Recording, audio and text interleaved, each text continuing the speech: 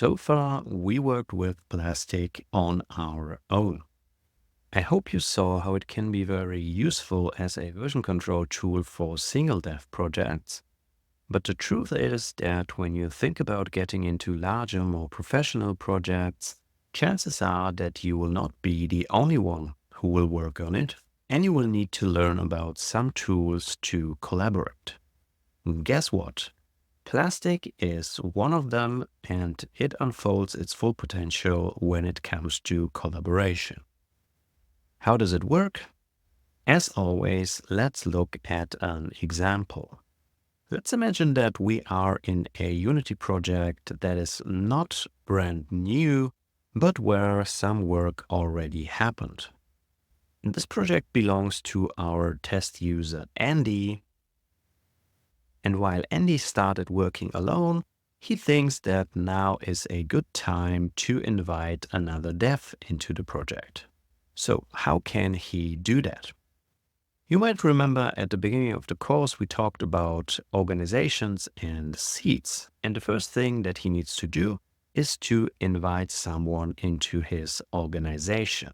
There is one way how to do that through the editor, which is this little button here, invite members to organization. But you can just as well skip that button because all that does is it will just link you through your Unity Cloud dashboard. So we might also just jump into Unity Cloud directly. Here we are in the Unity Cloud dashboard. And in order to add a user to our project, we basically have two options. For the first option, we have to go to the DevOps section here. If you don't see this section under your shortcuts, then probably you have not visited it yet. You can then find it under this plus here and then choose DevOps. Now, I don't know about you, but I find this view a little bit confusing because it tries to bring together your projects, your repositories, your organizations, and also your users. Now, what we need is our Unity version control organization. And for our user, Andy, this organization is named exactly as the user. And under seats, we can manage the seats of the organization.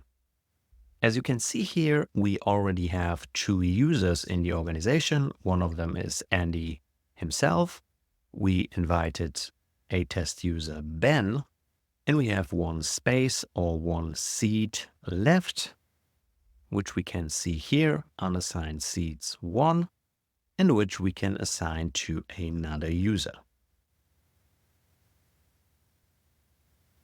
The user we want to invite is called Cindy. That is her email. And you can ignore this warning that we currently see here. Just go assign seats.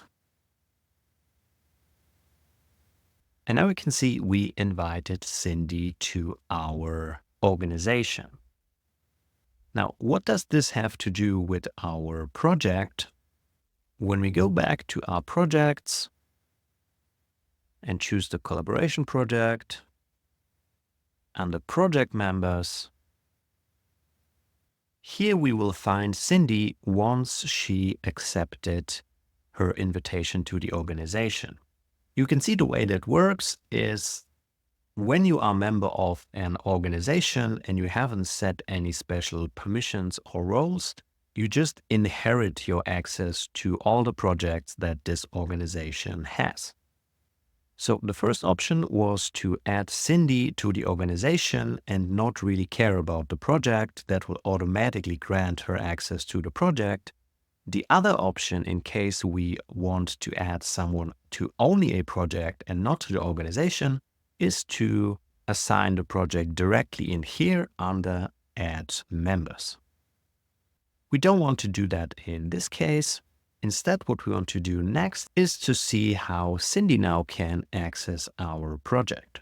Just one note here, if you cannot find your project under projects here, but you created a local repository and wonder why the project isn't listed, you might need to connect your project to the cloud. You can do that in two ways.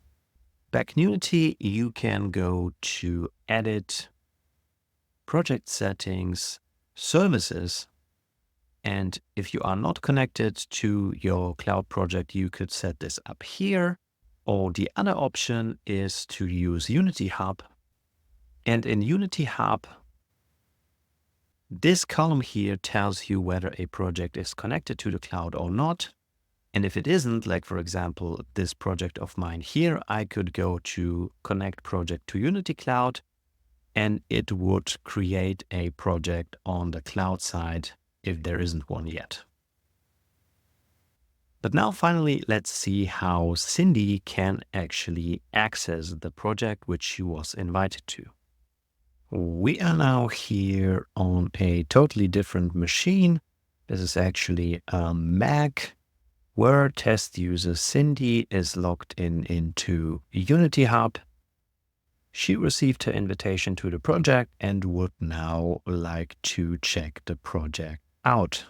For this, what she can do is to go to Add here and go Add from Repository, where she will see all the repositories that she has access to. When she chooses the organization, she can actually filter by the organizations from which the projects come from. So if she chooses test user Cindy, she will only see her own repositories that she created. When she chooses test user Andy, she will see the long list of test user Andy's project that she could also check out just because she's now a member of the organization. We are interested in this collaboration project, so let's just choose it and go to Next. Then we could choose a location where we want to put the project locally. For me, that is fine. And finally, the Unity version that we want to open this project with. Obviously, the preferred way is to use the same version that the project was created with, which we can do here, and we open the project.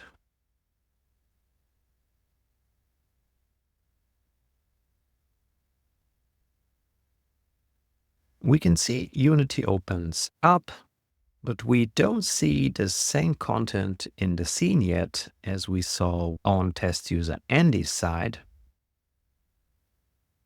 But when we go on the change sets, we can see all the change sets that test user Andy added. We can also see that we actually are already on the latest change set. That means that we should find a scene that also has all the objects that test user Andy added. And that means we are basically in the same state and we could now collaborate on the project. Obviously, we can also open the project in Plastic now, where we can see the familiar app and the branch explorer showing us the current project state. And that's basically it. That was all we had to do to enable collaboration with Plastic. Let's now in the next video see how Cindy can actually contribute to the project.